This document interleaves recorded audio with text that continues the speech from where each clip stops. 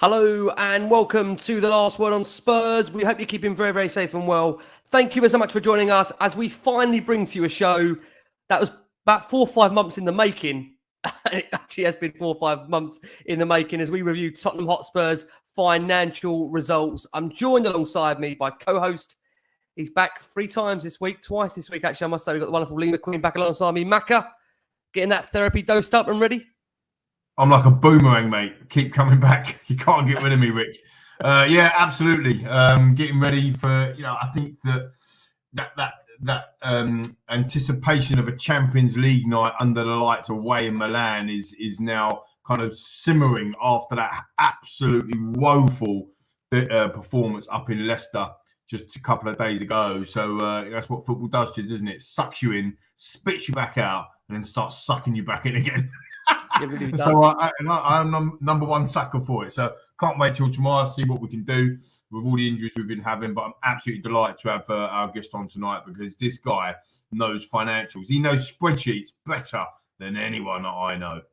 Absolutely. Yeah. I think it's been a long-going relationship now for the last 4 or 5 years. He's very kindly given us his time on Last Word on Spurs. We're delighted to welcome back to the show after 4 or 5 months in the making, the wonderful Kieran Maguire, football finance lecturer. Kieran, love to be back on Last Word on Spurs. How are you? Well, thanks very much. I'm very good, chaps. It's been a busy week, to put it mildly, with Super League 2, Manchester City on the naughty step, I think it's fair to say, of the Premier League.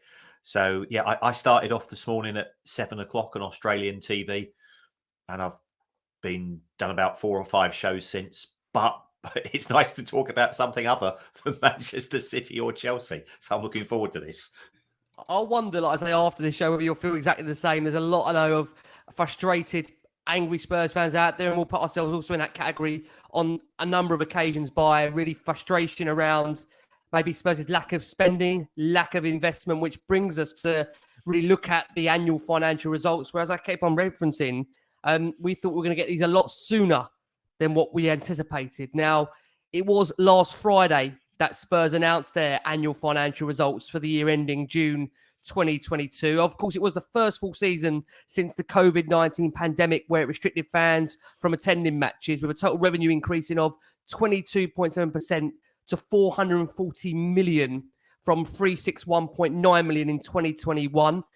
In a statement, Daniel Levy actually admitted some transfers have not worked out as planned, admitting the club had made mistakes in the market and which are still impacting the club despite a growing financial position. So we always open up this question to you, Kieran, on the back of the results. What was your initial findings of them, and any element of surprise for you in there? From a financial point of view, initially I was going, how on earth have Spurs lost money? Because that you got the wages are under control. The wages are they're just over half of the wages of Manchester United, and I'm thinking, hold on, that includes Spurs have got London bonuses or London waitings in that. So for all of their non-playing stuff, it's slightly different for players. So I thought that they would be better, if I'm honest, but then a lot is dependent upon progress in Europe, and clearly last year you weren't where you wanted to be, and that does have an impact.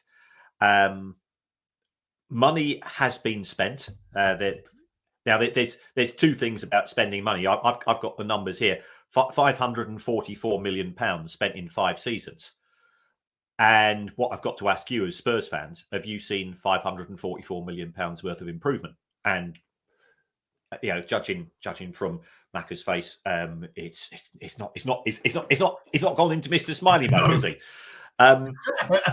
So I always sort of say to people, you look at any business and where it is today, and it's a combination of 3 things. First of all, it's resources. I think Spurs do have good resources. The decision to move to the new stadium is now paying off. Only Manchester United are generating more money from Matchday. And I think Spurs, if they'd been in the Champions League and made progress in that, they would have overtaken they're sort of one decent match behind Manchester United. So that's a huge positive. There The broadcast numbers, there's nothing you can do about those. That all it all depends upon what happens on the pitch. And commercials going up. It's going in the right direction. It's far more than double. It's over £100 million more than at the old White Hart Lane. So, in terms of resources, the club has significantly more resources than 5 years ago or so. You then got to look at opportunities. Well, they're in the Premier League. They're playing in Europe. They've got this new stadium with the opportunity to have naming rights, with the opportunity to make it into a 365-day-a-year revenue-generating stadium, and that was down to the decisions they made. And then the third issue, and it doesn't matter what the business is, it comes down to the quality of decision making. And if you are underperforming against where you would expect to be, then I think you've got to look at the decision making. Now, I never profess to know anything about football. I just look at the numbers, but I can certainly sense the frustration, because one of my neighbours, Paul, he's Spurs through and through, been going more than 50 years, and I walk past his house every day. And he's not a happy man, to put it mildly. So it clearly is a club which is not getting something right when it comes to what's happening on the pitch. Off the pitch, I think they're a model club. Wages are under control. Is that good or is that bad? Based on the numbers I've got here, the average weekly wage at Spurs is 97 grand a week. Now, I mean that's a good night out.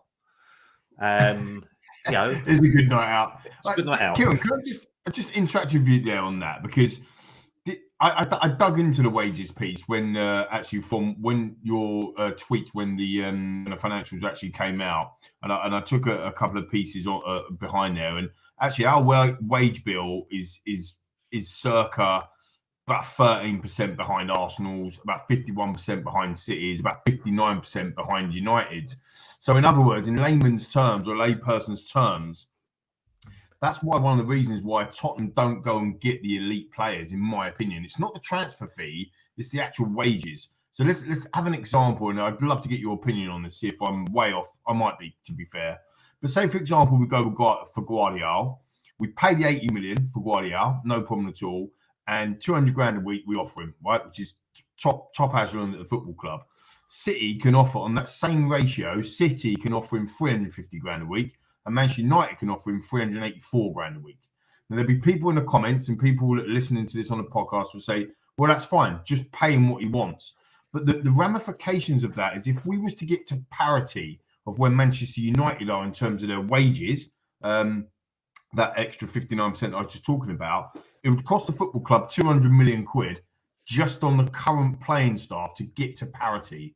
So that, from a business perspective, correct me if I'm wrong, that's where it starts to become a bit more of an issue, because ultimately the club are willing to pay the transfer fee, potentially. That's an opinion, but so they could be willing to pay the transfer fee.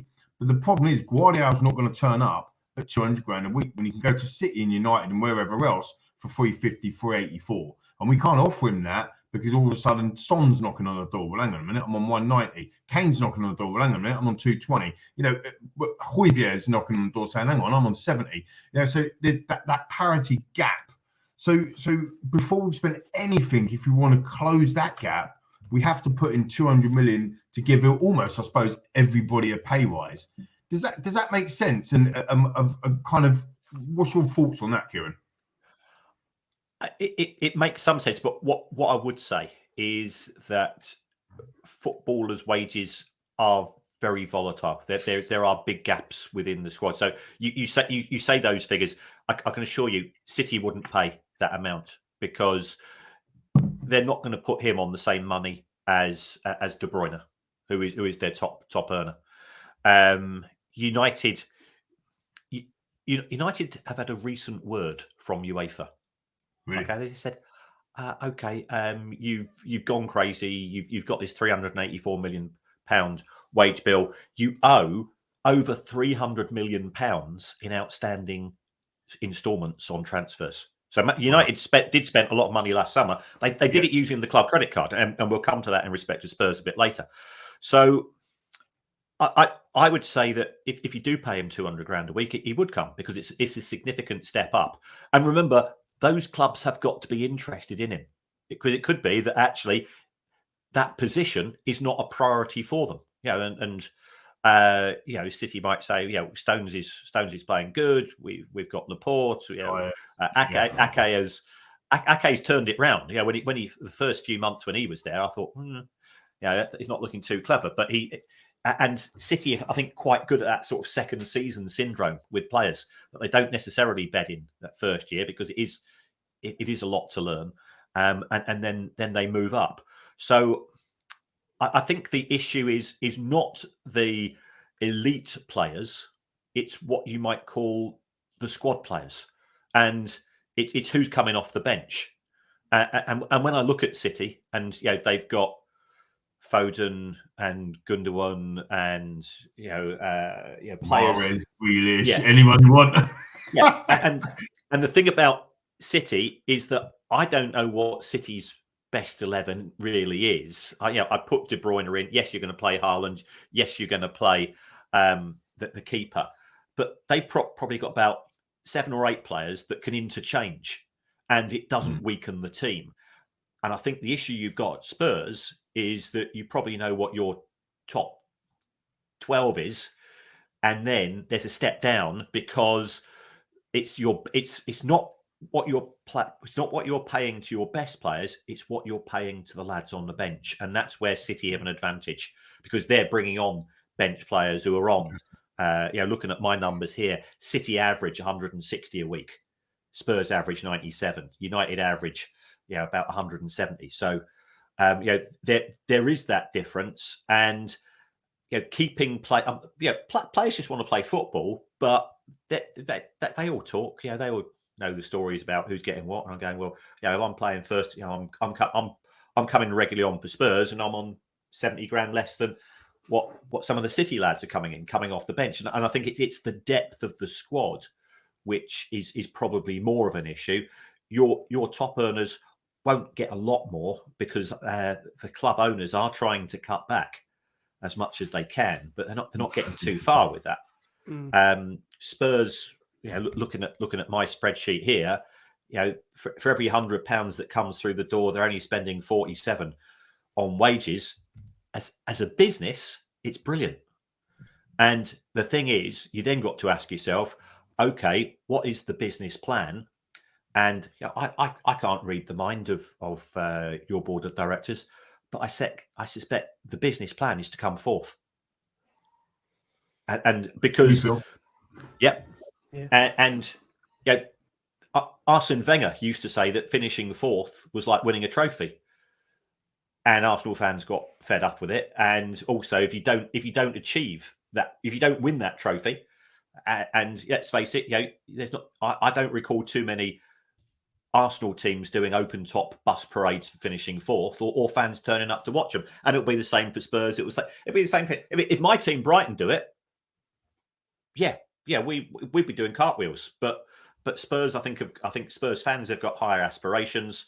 You bought into the project of the new stadium, and you've had we had the tragedy of COVID, which sort of really hit Spurs badly. Because the new stadium is an opportunity to generate so much money. So I think the wages are where they are because the board don't actually want to win the Premier League. They feel it's too expensive a step up. And once you start paying over £300 million a year in wages, and we've got the 2 Manchester sides doing it. We've got Liverpool doing it. We've got Chelsea doing it. Once you start, you can't just do it for one season and then say, okay, we won the Premier League, now we're going to drop down again. Exactly. So you're locking in people on a long-term basis, and then what happens if you do finish 6th or 7th? We're if you look at Chelsea this season, and I know Chelsea sort of split opinions. You either hate them or you really hate them, and they're 10th. What happens if they don't qualify for Europe? And I really hate them, by the way. I often say, staff, to be fair, in the 15 minutes Kieran is on, I think he's answered already probably the one question that a lot of people wanted to answer. I'm going to be honest and say that. This is why we love having you on, Kieran. You always just say it as it is. I'm just going to take a couple of questions from the panel before I go to Lee, if that's okay. Kieran, tell me if you can answer these. Jordan on the screen, it says here, Kieran, can Spurs afford to make a loss on the signings like Reguilon and Ndombele, Lascelles? So these are players that currently, I'm sure you're aware, out on loan. Or do they need to make that money back? No, I think Spurs can afford to sell them at a cash loss. So if you buy for 60 and sell for 35, because they've been for the club a couple of years, because of the strange way that the accounting works, you won't have a book loss, and therefore that will be okay. I mean, looking at the figures I've got here for the last 3 seasons, the pre-tax losses added together are they look high at about 210 million. But once you take off your infrastructure costs, which at Spurs are really high, take off your academy costs, make some COVID losses, make some COVID adjustments, Spurs are actually in a very strong FFP situation.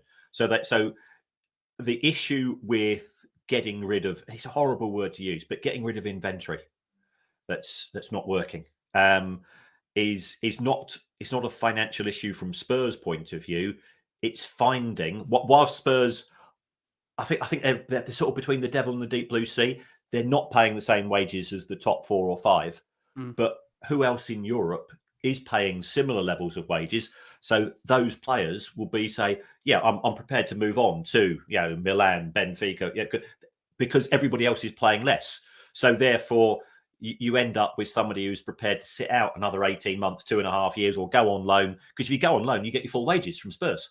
And the so many of them like that, haven't we? Right now, just to enjoy. I mean, I think there's 237 million pounds worth of talent out on loan at the moment. 11 players? 11 actual players out on loan. There might be more than that. 11. Yeah, I mean, all of them names and above, we all know who they are, and it's like they're never coming back, and we won't. And again, just that lot up the road, they cut their losses, didn't they? A year, 2 years ago. Look at the Ozil situation. You look at the Bamiyang situation. Look at Lacazette situation.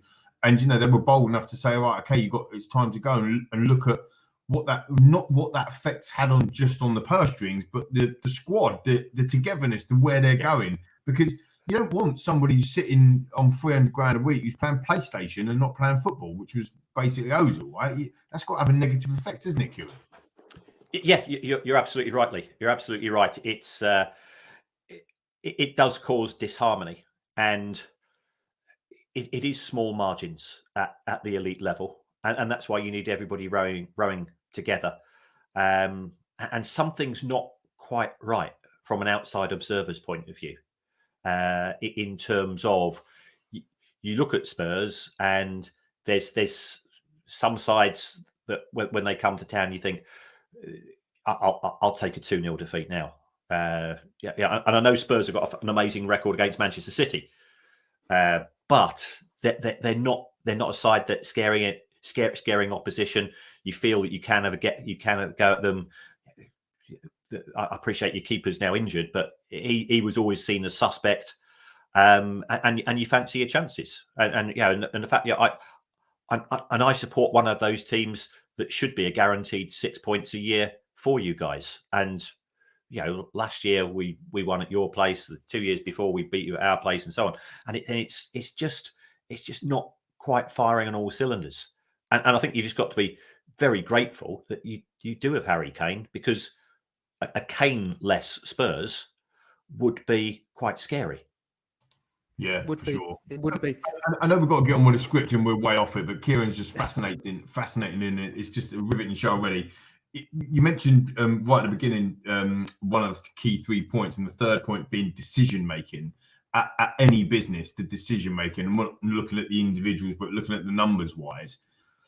I mean, for us, it's for me personally, it's glaringly obviously where the decision making has gone wrong, and that's player recruitment, and that's something that your club Brighton get spot on, in my opinion, or have been getting spot on.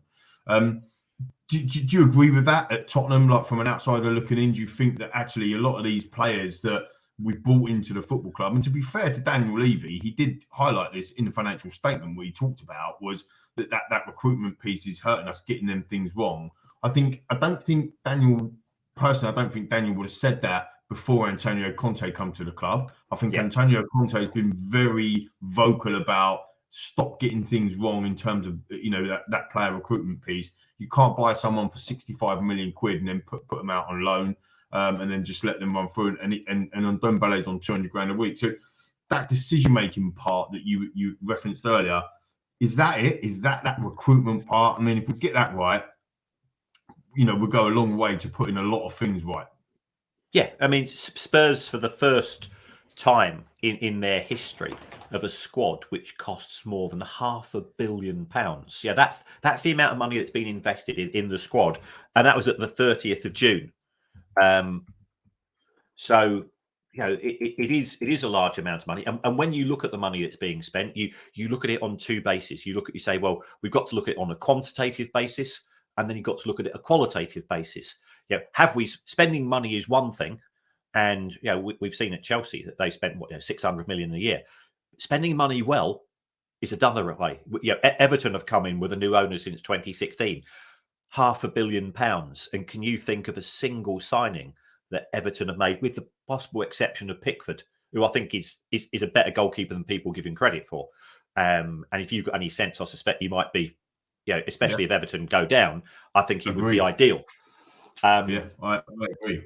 But again, to Kieran, just to interact on that point, that it's so weird. We did a show yesterday with the Trust, the brilliant Steve and Rachel, and we were talking about that recruitment piece. And what's weird about that, you've just highlighted Everton there, and Tottenham in their restructure in their recruitment has actually gone and got the Everton hierarchy. So we've actually gone and got two, Greta Steinson and Chris. From Everton, head of Chris being head of recruitment there before, and Greg Steinson, which is baffling because you've just highlighted that they've baffed 500 million down the drain and only maybe Jordan Pickford. So what's going to happen to us? I know it doesn't sometimes work like that, but it does feel a bit strange, right? Are these the right decisions that we're making on that? You've got Paratici, who's got a dark cloud looming over him as well, and you just must be sitting there scratching your head thinking, what's going on here? We've just revamped our entire kind of footballing side of the recruitment, and we're still getting it wrong, or it's still not working. Does that make sense? Yes. Are all of those people working together, or is your head of recruitment trying to prove a point? Is Conte trying to prove a point? Are your data analysts trying to prove another point? And the whole thing about good decision making is that you have an objective, you have a qualitative goal, and you have a strategy. So Brighton's a different issue, because if we sign a player for £4 million, we still think that's a decent amount of money for a club our size. So, when we signed Caicedo for £4 million, that's fine. When we signed Mitoma for £2.5 million, that's fine. When we signed McAllister for £8 million, that's fine. They were still decent signings. And I think this is part of the problem which you've now got at Spurs, because there is an expectation amongst the fan base that if the player's costing less than 30 or 40 million, then why are we bothering? Because we're Spurs and we've got an expectation, and we're looking to move to the next level. Yep. So I think you're in this sort of horrible sweet spot in that there's not enough income compared to City, United and Liverpool, because Spurs have got a big fan base, but they haven't got, Manchester United and Liverpool have got global fan bases. We all know where we are broadly in the pecking order. Absolutely. Yeah. Spurs have got a big fan base, but it's not. It's in individual places. Clearly, you've got a huge fan base in South Korea on the back of Son, and so on. So, trying to spend the right amount of money and get the quality right in the market where you're at. City tend to sign sort of 50 to 60 million pound players. Spurs are a little bit below that, and it's just not working. But I say before, I just look at the numbers in total, and I can't. I don't know whether a player's good or bad. For you guys, you see them. You see them week in, week out. I rely on my neighbour Paul to tell me about your right back. And oh God, poor Paul. If he's looking at our right, he's been looking at our listen, he played well against. Depends which right back he's been looking at. The one thing is Emerson Royale. There's issues there with it between him and my Paul. Well, I mean, listen, Emerson Royale gave us the game of his life against City and then found himself dropped for Leicester, and you couldn't quite make it up that the poor bloke now has been asked to come back. But I mean, look, it's what I find fascinating, Kieran. I think you've done Last One Spurs the last 5 years, and every time we've spoken to you, Paul gets more and more depressed, and we don't even know the bloke. He's a great bloke. He's absolutely dedicated Spurs fan as well, but he's down in the dumps. I'm sure he is. I'm going to try and come back onto script. We've got so much to get through with you. Mac, if I can come round to you. Look, significantly last season, that was the first full season at Tottenham Hotspur Stadium, which supporters could be welcomed back without restrictions. We know the ground was only open for the back of the end of that 2018-2019 campaign, and of course the 19-20 and the 2021 campaign was decimated by COVID-19. The financial results for the year ending June 2021 only brought in 1.9 million, with all but 2 home games. Of course, those 2,000 at Rim for Arsenal and the 10,000 at Rim for Villa. Those poor people that went and watched those 2 games. Apart from the Arsenal one, of course, but obviously played behind closed doors of that 21 season. Following the green light, of course, to operate at full capacity once again in 2022, we, in fact, then obviously from the club's full season perspective, had that capacity crowd back in there. And we saw the match receipts rise to 104.2 million on the previous year. So, Lee, on the basis of, like I say, those figures there, a total of 1.61 million, what was your main takeaway from these financial results, in your opinion? Well, I think it's there to see that, Kieran touched upon it earlier. COVID hit the club pretty hard. I think they would have had a plan around when they could start utilising or seeing the coffers being filled from Matchday revenue, and that didn't come. Certainly for the first 2 seasons. When did the stadium open? April 19, wasn't it? So April 19, the stadium opened. It then wouldn't have started to generate revenue until August 19, and then come February 19, February 20. Sorry, football cancelled, didn't it? So we'd have only got 3 or 4 months worth in there, and then you got some international breaks and whatever.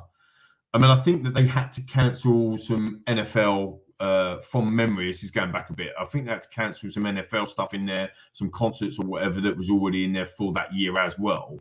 So I actually defer to you, Kieran, on that, because somebody asked, I think Darren asked earlier, does the NFL and the concerts and all that sort of money, is that included in some of these financials, or is that still separated just on Matchday revenue?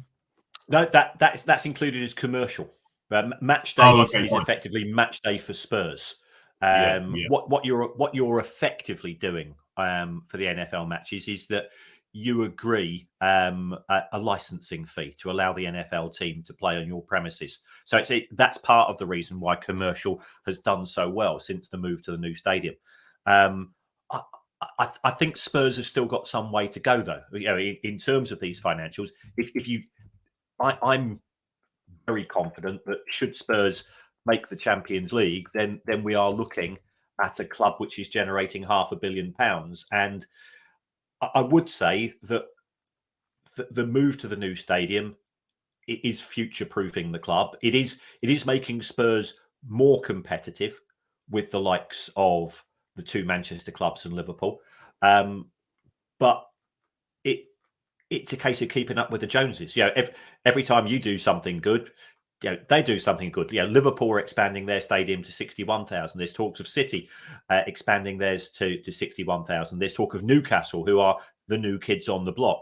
They're going to expand theirs. They've just bought a piece of land at the back of St James's Park. So those elements means that you're running to stand still. And all of the good things that the club has done, in building up the brand, in trying to, they certainly managed to convince the media that it's called the Tottenham Hotspur Stadium, although according to Paul, it's still White Hart Lane. And I'm sure it's the same for quite a few Spurs fans.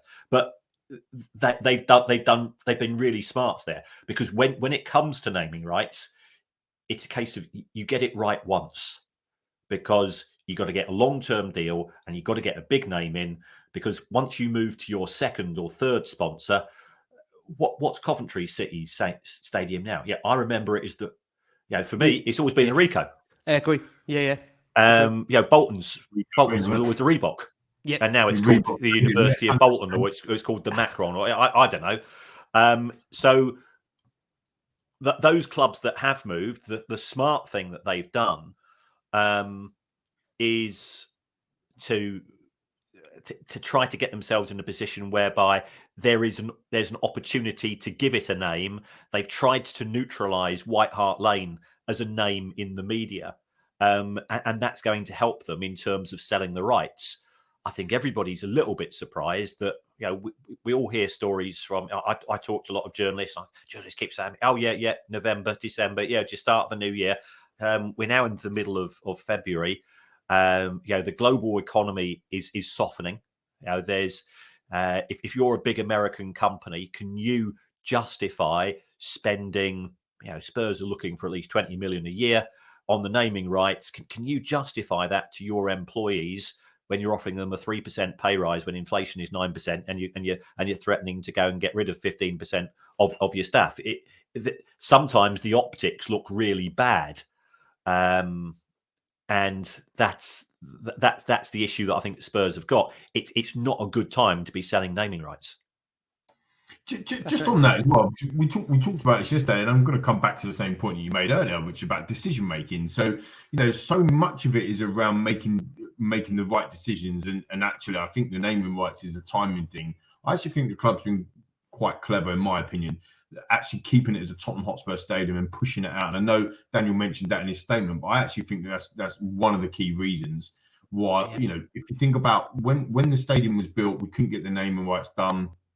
We wanted to keep it, take that association away from White Hart Lane, as you just said. Then COVID hit for that period, which was absolutely horrible, and then we were out of Champions League. So actually, from a naming rights perspective, and not being in the top tier competition in Europe, or being at the top table, now we're back into that situation with a world-class manager. If he stays, who knows now, but with a world-class manager and all that sort of stuff. I wonder whether or not, Kieran or Rick, you got an opinion as well, as whether the Super League had anything to do with it as well, because don't forget that ESL was in and around at that point, and at some point people might have just thought, we don't really need anything else now, because we're going to get bankrolled by that for 300 million or whatever it is every season. So it's just, again, it's coming back to that decision making, isn't it?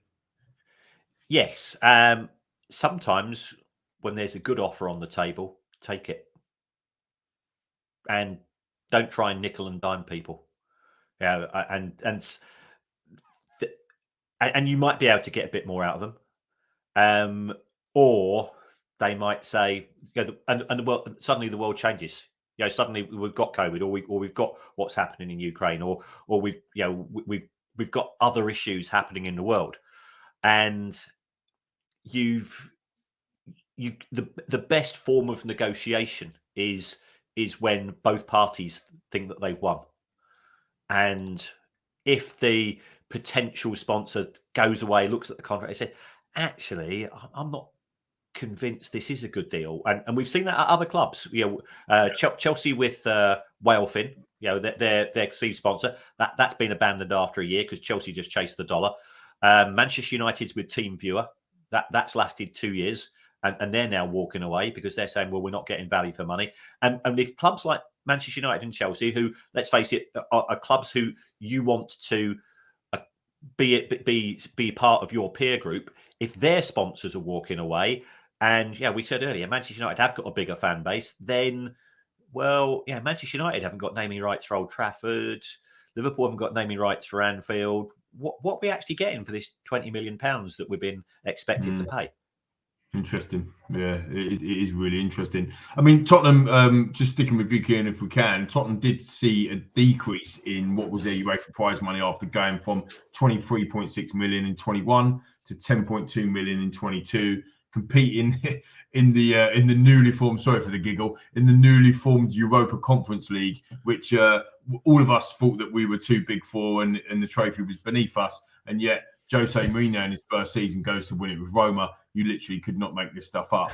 So obviously we wasn't involved in knockout phase due to COVID, and failure to progress in that Europe that season has also an impact on our TV revenue money, which dropped from 144 million to it dropped to 144 million from about 184 million. It's about 40 million drop off there as well.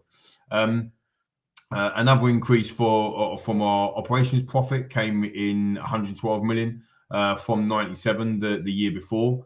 So following a big increase in match receipts and commercial, which is talked about already in 2022, the numbers continue to rise over the next 12 months. Tottenham will certainly see a dramatic increase in the prize money from UEFA, because we're now in the Champions League. And obviously now we've got a showdown with AC Milan literally tomorrow night in the last round of 16. But there is still a feeling, Kieran, amongst Spurs fans that all of the current hierarchy care about just finishing the top four, which is something that you've already talked about, rather than wanting to win trophies based on their results, the strengthening for the case of the board. Do you think it is just for them to qualify, rinse and repeat, qualify for the Champions League, get in the top four, and like you said earlier, do basically what Arsenal were doing under Wenger for the last kind of 5, 6, 10 years? I think that's a realistic objective, because it is difficult to compete with state-sponsored clubs, with oligarchs, and that makes things more difficult, but not impossible, because you look at Liverpool, and I think Liverpool have got a model which is interesting. It is worthy of greater attention, in that the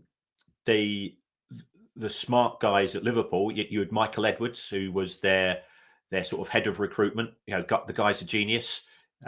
He left at the end of last season, and then you've got their head of data.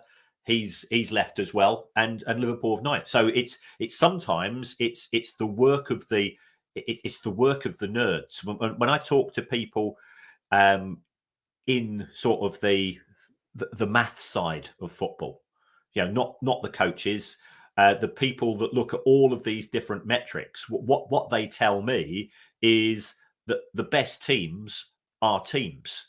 They have, if you sign a right back, it's not signing the best right back, it's signing the best right back who will link with the right-footed centre half, and also the player playing in front of him, by having certain metrics which complement each other. And what you're always trying to do is you're trying to get 2 + 2 to equal 5. And looking at Spurs, I think Spurs sign good players, but they're not necessarily good. They're not actually going to improve Spurs, because they're signing individuals rather than players who are going to complement what you've already got in the squad. And that makes it tougher. Manchester United are guilty of the same.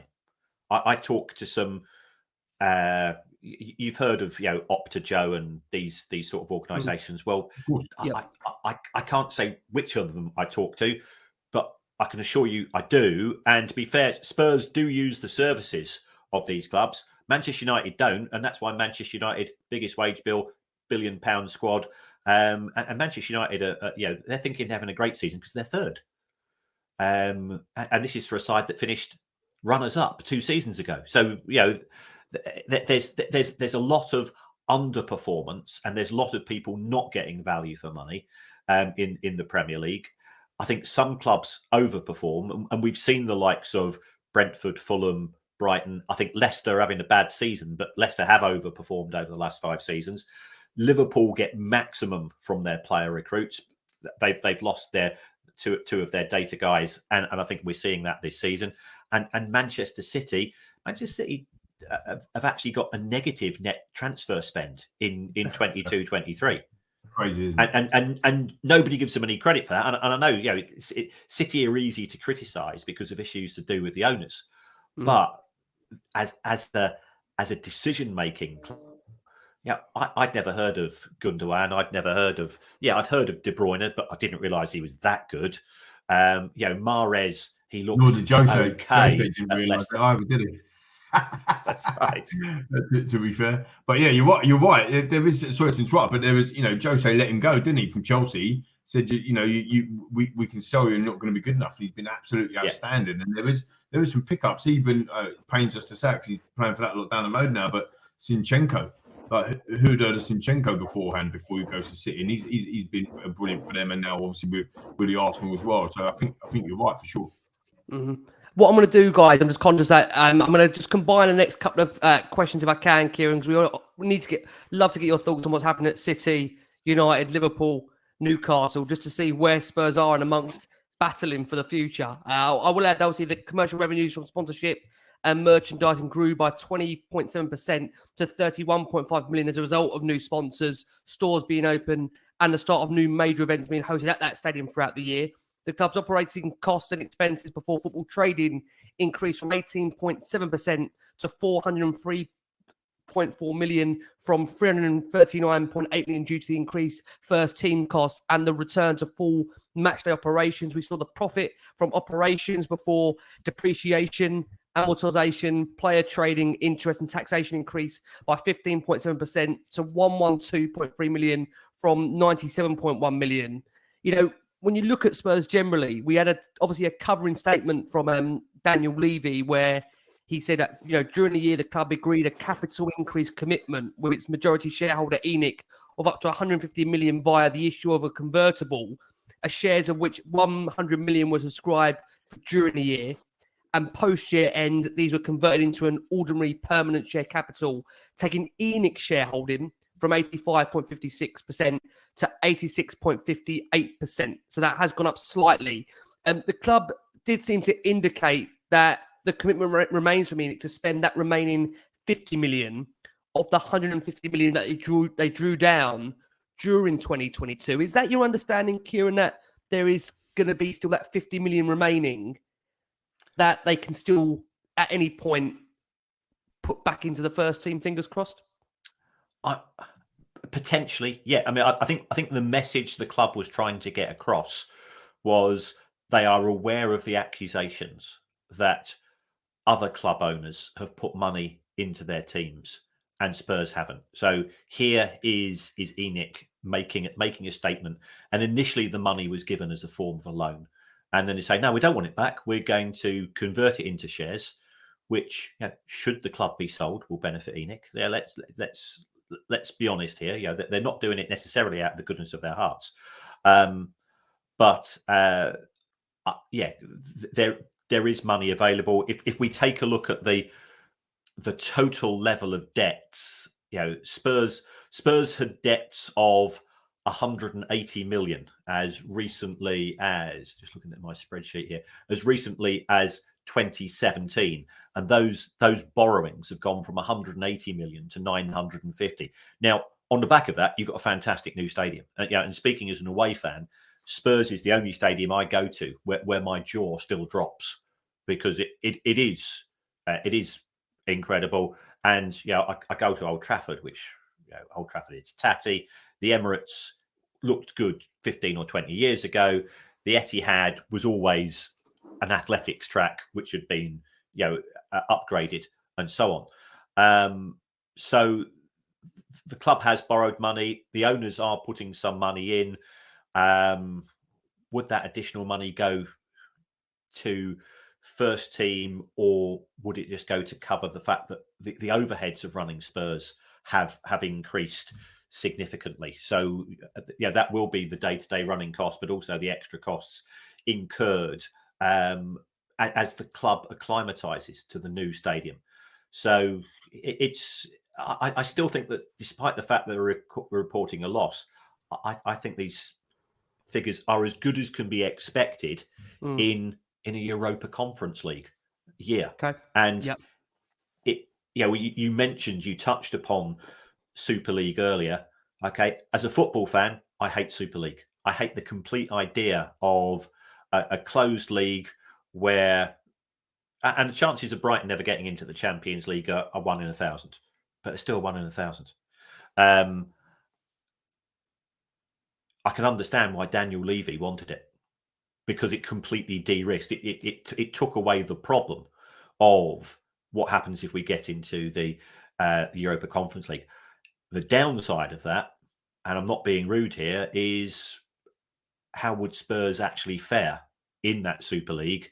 Because not only are you up against Manchester United, Chelsea, Liverpool, and so on, you're also up against all those big clubs in Europe every year. And I don't think it'd be whipping boys, but it wouldn't be fun. We all know where we are in individual pecking orders, and Brighton are having a good season by their standards, so they're sixth. That's not good enough for Spurs. What happens when you're in that European Super League and you're regularly finishing ninth or 10th out of 12? Then all of a sudden, we got Real Madrid, but they've just beaten us for the last 4 times, and people start to get that the shine disappears unless you simply become a tourism attraction, and that's the reason why tickets sell, because you can sell them to tourist fans. But if you're hardcore Spurs, I wouldn't be enjoying it. Before Lee comes back in, Lee's going to obviously ask you about how you take Daniel Levy's comments on the outside. Spurs also announced that 90% of the financial borrowing of 852.6 million are at fixed rates with an average interest rate of 2.81%. The average maturity of all borrowings is 20.4 years, some of which will stretch until 2051, ensuring limited impact on the club's ability to invest in the playing squad. And as with prior years, no dividends has been paid. I'm just curious from your perspective, Kieran, from what you see from the finances, we've had you on Last One Spurs the last 5 years. Do you have any indication by what you've seen, the way the club acts, that the club are seeking new investment or looking for a change in ownership? I think many would be intrigued to know that from you, whether you could see a potential new owner come into Tottenham and essentially buy the club off Enoch at any point in the near future. Well, first of all, in respect of those figures that you quoted, magnificent piece of work by the club. Truly magnificent. Interest rates have gone through the roof in the last 12 months. Spurs are still paying 2.5%. So that is another example of good decision making. They've de-risked any potential catastrophes happening in the world economy. With regards to ownership changes, there's half a dozen clubs that I'm aware of that are being pitched. Now, some of them are being pitched to tire kickers, lunatics, crazy people. We know that Manchester United and Liverpool are both in the arena for sale. Spurs are down. Spurs are one of the possibles. If somebody comes in with an appropriate offer, then that will be considered, because the present owners know that there's a limit as to what they're able, and B, that they are willing to invest, because they probably feel that it's too expensive an operation. As we were saying earlier, you might get one good season, but then you've got those legacy costs of legacy contracts, and it starts to get really problematic. Daniel Levy's a Spurs fan. He doesn't want to give up his position. So I think that will be one thing which will reduce the chances of sale. I know that there's been, Palace have been up for sale for some time, but one of the sticking points there is that Steve Parish is a Palace fan, and he still wants to be chairman, even if he sells his shares. And sometimes it could be things like that, and a new owner thinks, actually, if we're buying the club, we want everything, including all of the executive power. So could Spurs be sold? Yes, they could. Would they be an attractive proposition? Yes, certainly. First of all, you don't have to invest in infrastructure because they've already spent the money on the stadium. Secondly, the club's in London. Thirdly, the club has got a good history. It's got a good brand, and it's a horrible word to use in football, but that's what investors are looking for. So there are lots of positives from an investment point of view. How many billionaires are out there? Because what's the asking price going to be? We know that United could go. The Glazers want 6 to 8. It could go for 5. Liverpool only cost 300 million for FSG. They could get 3.5 to 4. Where does that leave Spurs? I think Spurs is probably somewhere in the region of, if Chelsea are 2.5, Spurs' infrastructure position is bigger than Chelsea's. The downside is, whether you like it or not, Chelsea have picked up a lot of fans, sort of globally, which Spurs are behind on. But converting those fans into money is not necessarily easy. So I think Spurs would be looking more than Chelsea because you've got a better stadium. But you're not going to get 2 or 3 times the amount that the Glazers and Co are looking for. It's fascinating stuff. How did you make it? Despite spending big, Kieran, on the likes of Richarlison, Yves Bissouma, obviously one of your ex-players as well, Christian Romero, in the summer transfer window, Tottenham's post-tax loss came down by 40% to 50.1 million from 83.8 million the year before. Tottenham's latest financial results were accompanied by a lengthy statement from Chairman Daniel Levy, who assured us fans that he is hearing calls for more money to be invested in the transfer market. However, Levy also insisted that Spurs walk a fine line between long-term and short-term investment, and his club must prioritise sustainable activity while avoiding mistakes, as we've talked about before, in the market. Kieran, how do you take Daniel Levy's comments from the outside perspective? And I know we've kind of touched upon that earlier, but some of that kind of does ring true. I'd love to hear your view on it. Yeah, I mean, I thought some of the comments are, we're not paying a dividend this year. Well, you're never going to pay a dividend in the first place. So why mention it? Not why try to present yourself to be good guys and all this. I understand his comments. There is no such thing as a recruitment policy that gets 10 out of 10 right. And I think the difference is that City, I think, are probably getting 7 or 8 out of 10 right. Liverpool were getting 7 or 8 out of 10 right, and it's not quite working out for them. And you've only got to deteriorate slightly. Spurs probably getting 5 out of 10 right, and that becomes a very expensive issue. And hopefully Chelsea are getting 2 out of 10 right, in terms of getting the right players. So his comments that I hear fans want us to spend a lot more money, that disturbs me, because if you go and sign a Mitoma and a Caicedo for 6 million and they turn out to be as good as they are, why are Spurs not going into these more obscure markets? Why? Totally agree. And that for me is, I'm not saying it's an arrogance of being a big club, but sometimes you've got to go into the long grass, and that's when you will find some really good bargains. And then you've got these magnificent training facilities. It's getting things right. And I just see somebody here coming up on the screen saying, the changing of managers. I don't think it's necessary. It's changing of managers. It's a changing of manager's style. That's the issue. Yep. So when Brighton replaced Potter with De Zerbi, it was just a much cooler looking manager with a much better haircut, a bit of a Zen beard, and a sexy Italian accent.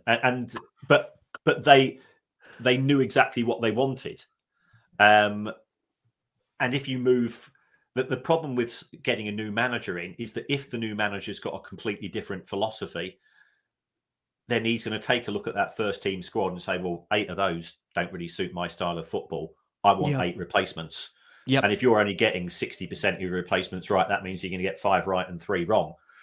And you've got a problem. And then you've got to go, and then the players have got to acclimatise to the new style of play. That takes time. And you have a weak start to the season. And what happened with Nuno? I'm not saying he's a good manager or a bad manager, but it was too radical a departure from what you'd had from the previous. And it's that bouncing. You become a bit like a pinball. Do we go for a cautious style of play such as under Mourinho? We go to something more expansive, and then we move back. And if there's no central philosophy in terms of your coach recruitment, and I think we talk about manager, we should just think of them as coaches. And you're not you're not making the players better technically because they're already the best players. They're already the elite players. It's a case of trying to introduce them to tactical things and it's man management. And yeah, sometimes I look at your managers and I think to myself, would I want him to go and put an arm around my shoulder? You know, I think there's a bit of a bit sometimes a bit old school in terms of sort of the way that the managers treat the players. And you do see the best coaches are the best man managers. Yep. Agree. Totally agree. Yeah. Honestly, John, it is honestly fascinating stuff. You know, I say we are going to try and keep Kieran a little bit longer if he doesn't mind. We've got to try and cover off some of the other clubs that are around us, most certainly, and just get Kieran's thoughts on what's happening at City, Liverpool, United, Newcastle. Yeah. I mean, look, we've seen obviously the club defend their position earlier this month when questioned by the Supporters Trust, and obviously we had the chat with those guys last night. So please go and check that show out. It's a great show with the Supporters Trust. They're making their points very much clear on where they stand in regards to, as we've said, the board and how we can try and move forward. And as we've asked for, just some clearer direction and understanding of where we stand as a football club. Now, obviously, Spurs did spend a further 47 million in the January window on Arnaut Danjuma, Pedro Porro. And although obviously Chelsea's spending spree sent the alarm bells ringing around Europe, and Daniel Levy really did stress a greater reliance on FFP, he said the landscape of the Premier League has changed significantly in the last decade. It's understandable that some fans call for more spending, much of which is unsustainable for many clubs. We are competing in a league which we have seen increased sovereign wealth ownership, which we're going to come on to, and consortia finance, in a league where the spending power is now vested in the hands of a few who dominate and have the ability to distort the market. We welcome the changes to the governance of the game, which will compel greater financial stability and FFP. Major changes, of course, have introduced in Europe around FFP regulations, including the newly launched UEFA financial sustainability rules, the full impact of which will be felt from the season 2025 to 2026. They are based on 3 pillars: solvency, stability, and cost control, and clubs will have 3 seasons to adjust to them. Many expect that these new rules will be a game changer for sport. I mean, I'm just curious to know from you, before we do look at the other clubs here, Kieran, that do you still feel, based on what Spurs have generated over this year and all the years we've spoken to you, and you look around at the sovereign wealth of ownership of clubs and where we feel the trajectory is going now in the Premier League, can Spurs genuinely try and compete with these clubs under ENIC, under this current board, in your opinion? Or can they, in your opinion? Is it competable? Can it be done? It can be done, but I think Daniel Levy needs to be careful here. Again, if he genuinely wants to win trophies, because Spurs aren't Real Madrid, they ain't Barcelona, they aren't Bayern Munich, they aren't Liverpool, Manchester United, and if you're going to have a system in which clubs can spend 70%, and under the rules, you can spend for every £100 you got coming into the club, you can spend 70 on wages. Well, Spurs are only spending 47 on wages. So Spurs could spend more money on wages already, but they choose not to do so. If Real Madrid are generating an extra 200 million a year compared to Spurs, then they can spend an extra 140 million on wages. So, and that becomes locked in because the clubs that win the Champions League get more prize money, which means that they've got more income, which means they can put forward more wages, which means they can get better players, which increases the chances of winning the Champions League. So it gives them more income and wage. Can you see it? It creates a circle. It locks in what we already have. And I'm not the biggest fan of these rules because, as far as I can see, and this is good news for my profession. It just means that the accountants and the lawyers become just as important as some of the people in the coaching staff, and that's not right. There are ways and means of getting around the rules. And when the original financial fair play came out, I just looked at the rules and I wrote down 10 schemes. And I'm just a teacher. I'm a nobody. And That's I'm mental. thinking, well, hold on. If I can come up with 10 schemes in one evening, what about the real hot shots in the world of finance, in the world of law? They'll run rings around these, and that's what we've seen. And we've got things such as Everton had naming rights for a stadium which didn't have planning permission, and somebody paid £30 million for that privilege, and that person just happened to be the old business partner of the club owner. Well, that's a big coincidence, isn't it? My word. So it's wrong, isn't it? That is wrong.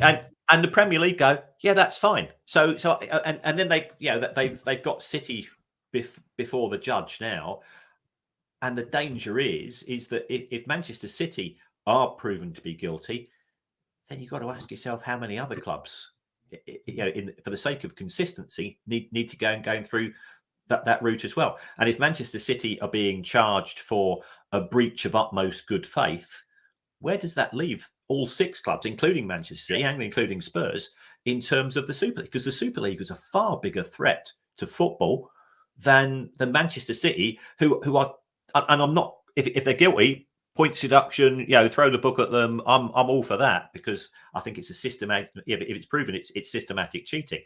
But is it any different from the bloke, the builder around the corner who comes and says, okay, Kieran, you want that new bathroom done, £2,000 check, £1,000 cash, and we just charge the VAT on the check? Is it any different from that? And people are sort of taking this sort of high and mighty approach to City. I await with interest, as we all do, the verdict of the panel. But it wasn't as big a threat to football as some of the other ideas that we've seen. No, for sure. And actually, I mean, we're touching on most of this now, but actually, because we are talking about City, we've probably covered Spurs off now. Let's just go a little bit deeper, if we can, Kieran, into this. I know you've been on Australian TV at 7 a.m. this morning talking about this the whole way through, but financial fair play, breaking the financial fair play rules 100 times over is what Man City have alleged or been charged with that have done, which starts in 2009, goes on to 2018. You have to bear in mind that during that period, Man City won the Premier League 3 times.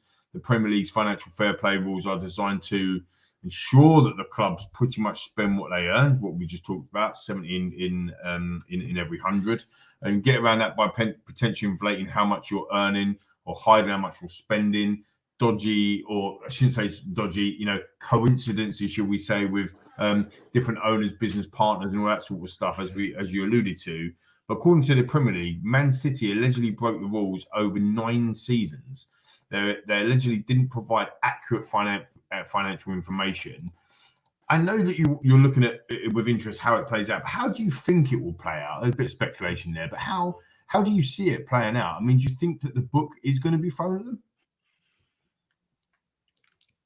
If you ask me what I think is the most probable outcome, I think that Manchester City will end up with a points deduction. Wow. I think a fine even would be seen as a joke tariff, and also when you are giving any form of tariff or any form of punishment, it's got to act as a deterrent for others. Yeah. So exactly. if there were other clubs in the Premier League who have very rich new owners, and they say, if you screw around with the books, we'll give you a fine, and they go, well, it's okay, we're richer than God, so it doesn't particularly bother us. We just pay it. So I think it would have to be a points deduction. I don't think there will be anything retrospective, because even if they say, well, you allowed you to sign players, well, let's sit here, go, hold on, we signed Joe, we signed Rubinho, we signed some absolute turkeys, and they made our squad worse. So perhaps we should have more points. So I think that it's very difficult to put an on-pitch advantage to off-pitches activities retrospectively. Should they be bounced down? Should they be kicked out, expelled from the Premier League? I genuinely don't think it's that serious a crime. The board of directors have, if proven guilty, the board of directors would have to resign because it would be systematic manipulation. And that would then call into question, the project and the owners and so on. But that's a separate issue. Equally, if Manchester City are successful, where does this leave the Premier League? Because Great question. They've prosecuted their champions for 4 years out of the last 5 years. Manchester City are a shareholder in the Premier League. Manchester City are a member, and they've been a member for a long time, of the Premier League. We are all fully aware that other clubs have been lobbying the senior management of the Premier League to get City. Now, I'm not going down the victim route that Pep Guardiola has been played, but you know it, I know it, and I understand why these clubs have been doing it, because if we get a verdict this season, which I think is highly unlikely, and Spurs finish 5th, then you're in the Champions League next season. So if I was Daniel Levy, I'd be going, guys, speed it up, lads, speed it up. If there's a 1 in 100 chance of Manchester City being demoted to the EFL, and I think it's probably no more than that. Well, if I'm Everton or Leeds or West Ham, I'll be going, go boot them out, because 2 go down instead of 3. So you can see why people are doing it. And there's all this utter BS about the football family. There's no such thing as a football family, or if it is, it's the most dysfunctional family on the planet, because they're all trying to screw over each other. So exactly, Arsenal will be doing the same thing, right? They're top of the league. They want a points deduction from City this season, so they go and win the league. Because they if City beat them, which I'm hoping, I think all of us are hoping that happens on the next fixture, they go top of the league, which is unbelievable considering they could have gone 11 points clear of City only a few weeks ago. So the proverbial bottlers in Tottenham Hotspur that bottled a 2-horse race and come third is actually rubbish, isn't it? So the proverbial bottlers are Arsenal. So hopefully that carries on. Just a little dig to that lot up the road. It's honestly fascinating. It really, really is. I mean, like I say, we'll have to wait and see what happens with City. You kind of addressed it there, Kieran, that from your perspective, you don't feel it.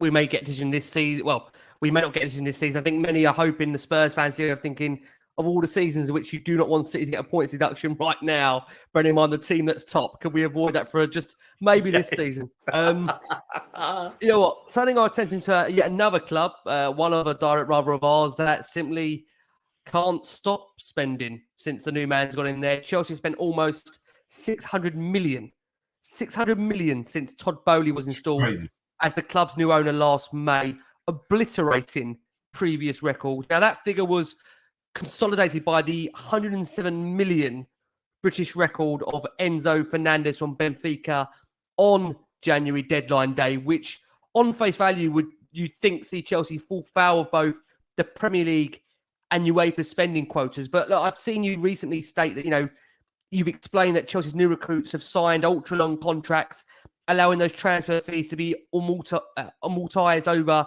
those timeframes and therefore offset under the terms of FFP.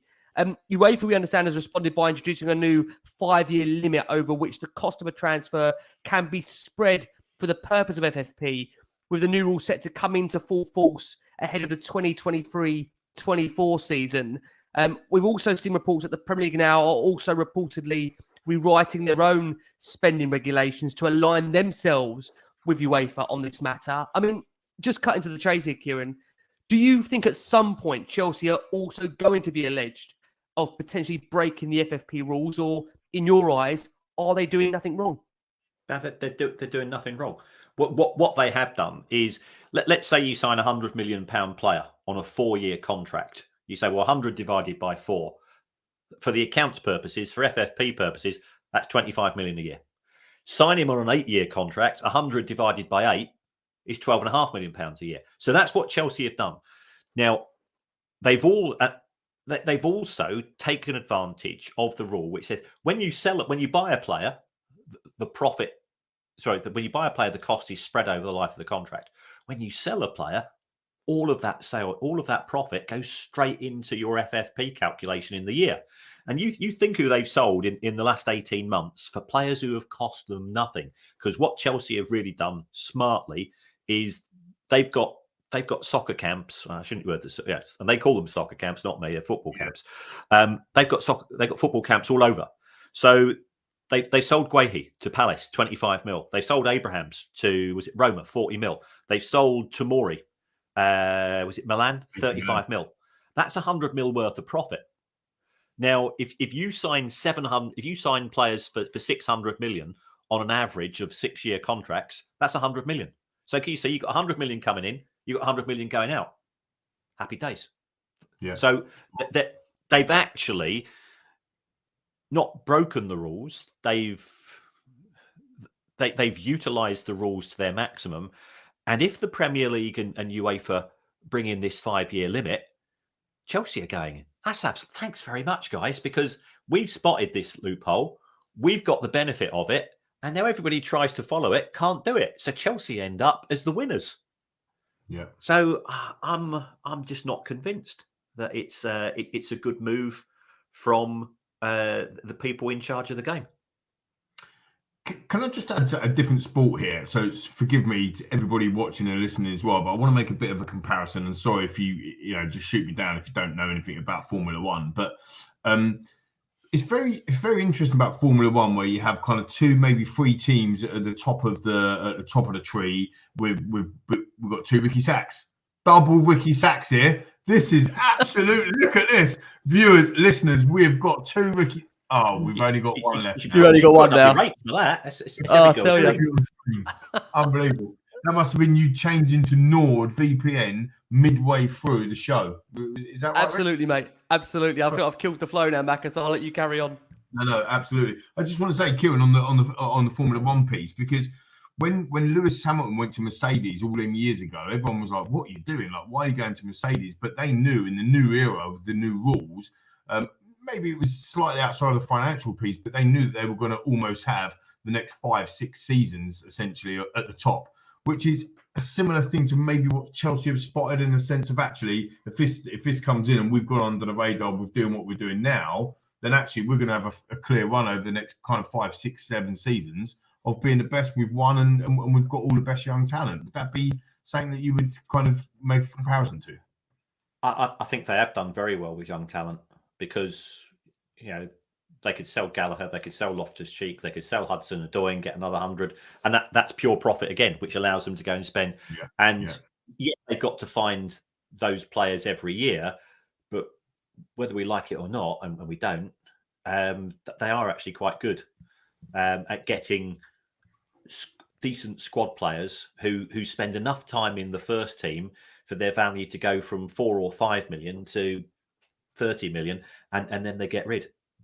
Yeah, it's brilliant. It's a brilliant model in that way. Thanks you for that. I mean, going on to Newcastle, really, financial fair play has been the watchword at Newcastle. We've heard publicly Eddie Howe coming out and talking about it as well. Ever since the takeover, which has essentially transformed the club's prospects. And what I found quite interesting, they haven't spent loads of money at the moment. They've committed transfer spend in excess of 250 million, whilst making a lot of key appointments as well. And one of your old boys, if I can say that, Dan Ashworth, is now down there as well. Do you think potentially this is a limit that Newcastle have kind of been put on because they almost had the heads up, or knew that this stuff was coming, these new rules? Or do you just think that they're biding their time, ready to just go big and absolutely outrageous, like Chelsea style, in the next kind of 2 seasons? Because I think, from a Spurs perspective, we're worried. The last time we had you on the show, we talked about Newcastle. I think they could spend over 400 million without even hitting financial fair play. That was never going to be a problem for them. And now you can see that, I don't think anyone expected them to be as high as they are this season. And actually, they haven't even spent massive amounts of money as yet. I think Newcastle are quite sensible in the fact that they know that everybody is watching them, and they don't want to be Manchester City Mark II.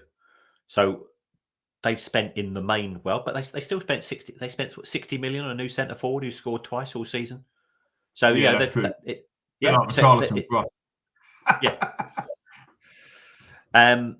So it's some of the I think Guimaraes has worked really well for them. Trippier looks an absolute bargain. He's still a Yeah, Yeah, of course he does. fantastic Premier League fullback, and I always thought he was. Dan Burns. Some of the signings I think have been smart, but they're now. I wouldn't say that they're wobbling, but they're not winning matches anymore. They had Newcastle draw every game, and I think they're not 19 games unbeaten. I think they are, Kieran. And madly, you're right. I mean, they've drawn 4 of the last 5, but they're still on they've drawn 11 games. 11 of them games, I think, are draws. Yeah. Mad. And I know when they came to our place, they just stuck 90 men. They spent 11 men behind the ball for 90 minutes. Probably felt like 90 men. Yeah, and just played for a 0-0. Yeah. So Newcastle fans are pleased because the new owners are not Mike Ashley. They have seen a lot more money spent. They made Almiron is playing really well. Guimaraes looks a really class player. And the defense as well. And Jolinson. Yeah, he's been transformed. Defense looks like, dare I say it, the old school Arsenal back four. Not pretty. Sven Botman's been outstanding, isn't he? Yeah. He's joined, and the lad from you guys didn't they? Dan Burn. Is it Dan Burn? Dan Burn. He's a Geordie lad himself, isn't he? Yeah. Again, another one. Nick Pope has been brilliant for them. I think it's just been smart. It's been smart recruitment, hasn't it? Everything, and no disrespect, I know there might be Spurs board members watching this, and I do mean this in well. I'll just say as it is.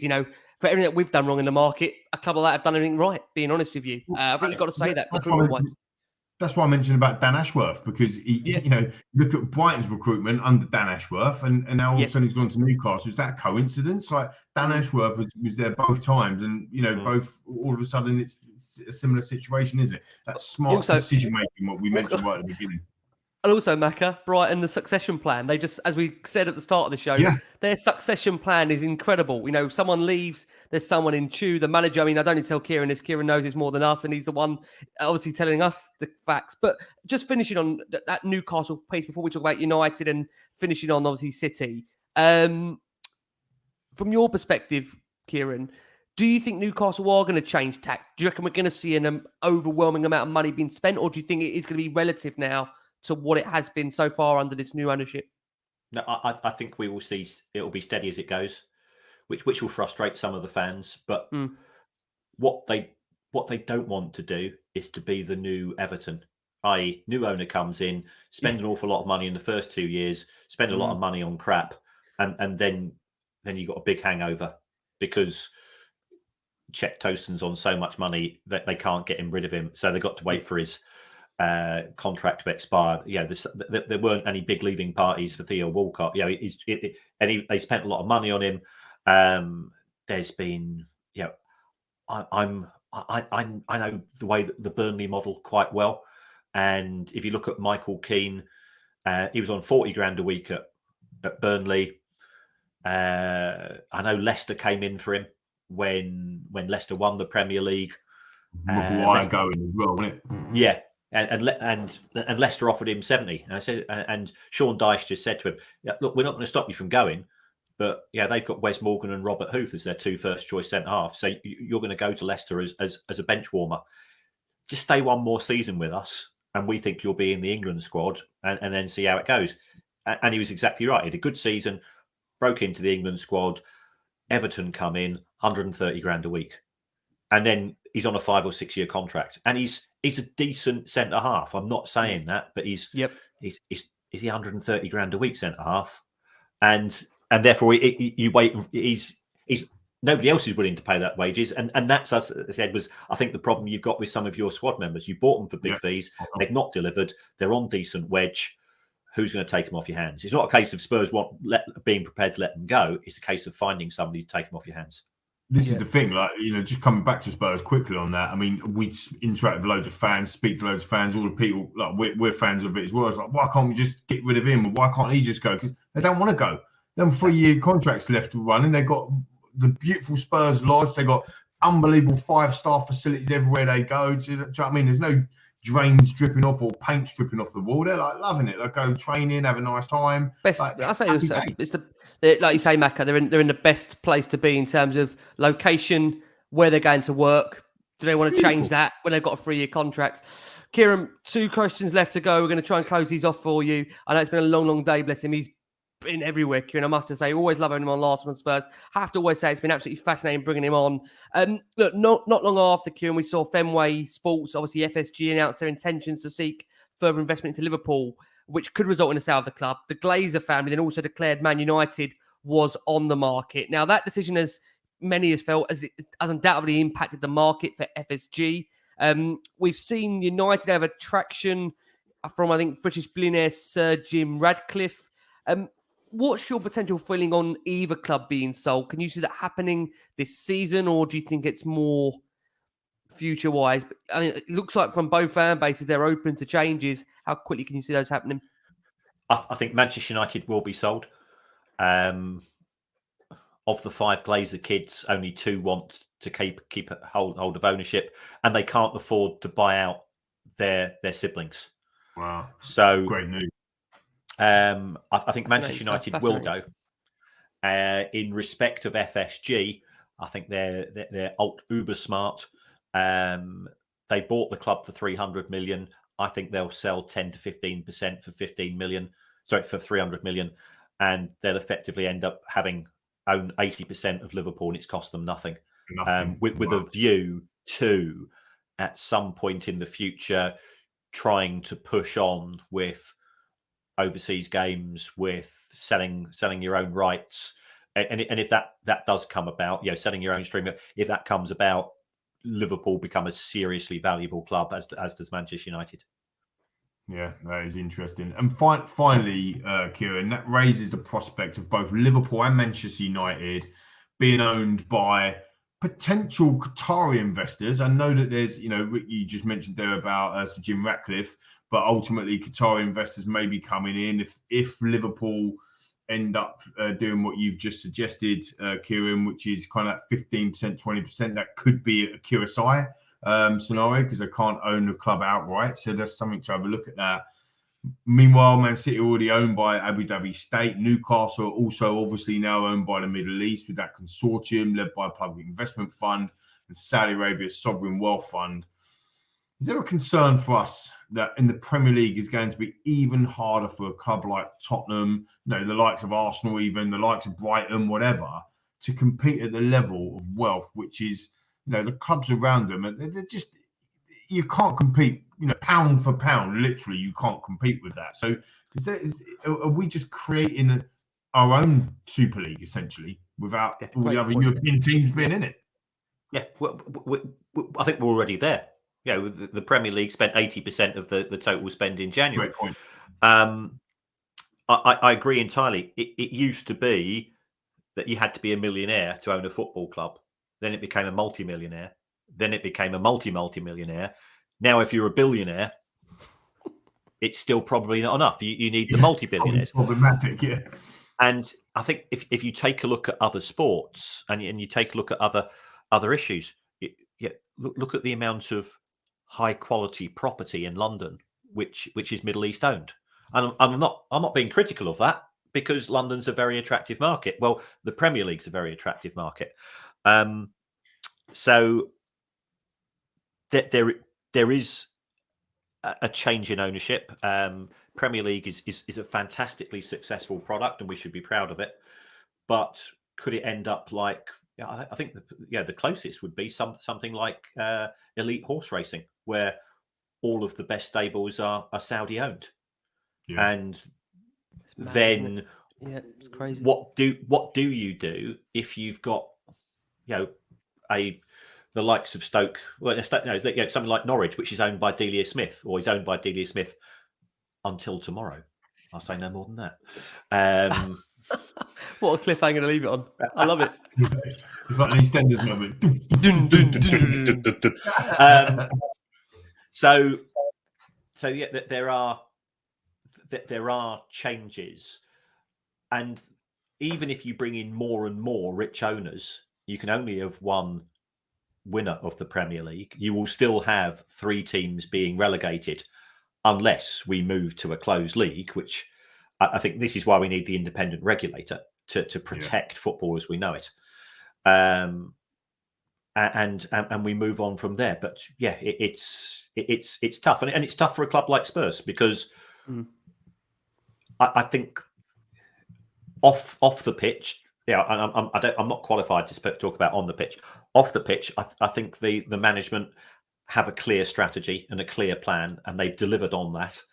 And that should have given the people who deal with things on the pitch the tools to improve Spurs. And am I allowed to swear? Say what you want, yeah. Okay, do it. I think they've delivered off the pitch, and the people dealing on the pitch have fucked it up. And that's it. Yeah, I think I can't really disagree with that, Rick. Can you? To be fair. Well, listen. I mean, Kieran sums it up there in an hour and a half for us. Oh, listen, Kieran, I think killed it within 15 minutes of coming on what he said, and then he ends the show on that. Like I say, I think many will be very much in agreement. I can see Paul nodding his head in next door. What you're saying there, Kieran, for sure. Bless Paul, bless him. I always fear whenever we get you back on, Kieran, I always fear what Paul's mood's going to be like. It hasn't improved in the last 5 years of you coming on here, which says as much about Tottenham as it does about anything else. It wouldn't be right before we leave you, Kieran, just to give you an opportunity just to say where people can hear your dulcet tones on a day-to-day. We're, like I say, humbled to have, 50, 60,000 that listen to Last Word on Spurs across our audio platforms and 20,000 that listen watch on YouTube. So plug, Kieran, where can everybody find your wonderful content you provide? I'm on Twitter at Kieran Maguire. As many people say, I'm a pound shop Swiss Ramble.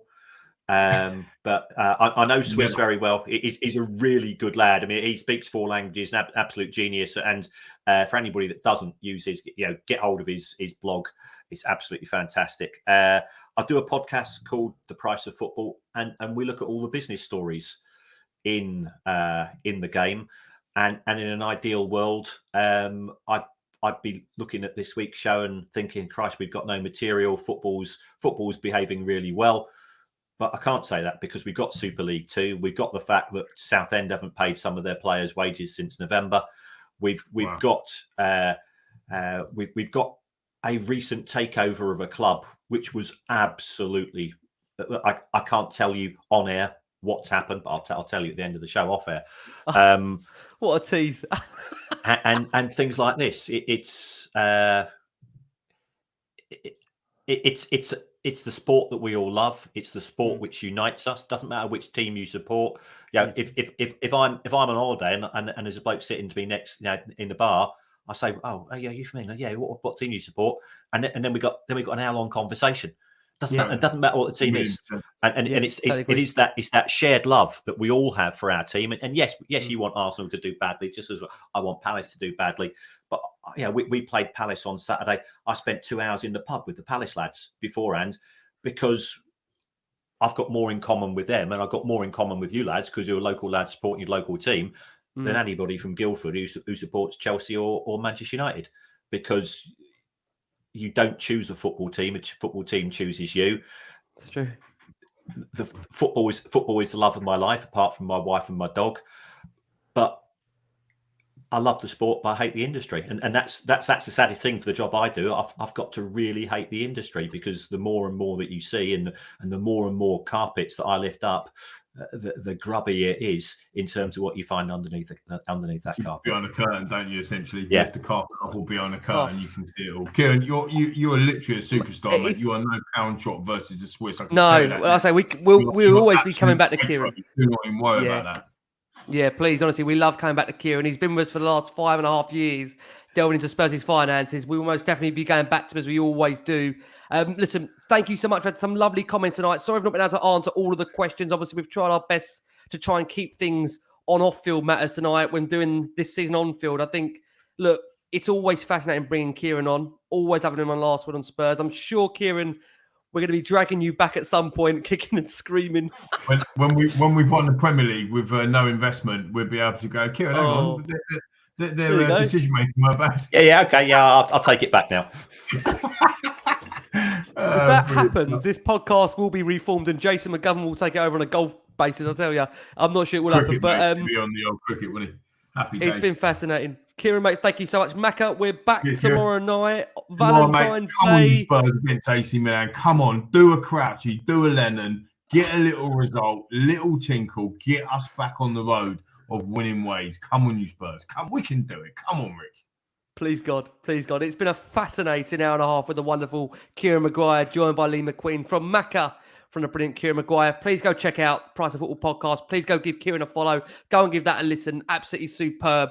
From all of us here, please keep safe, keep well. We're back with you on Valentine's Day. Come on, you Spurs.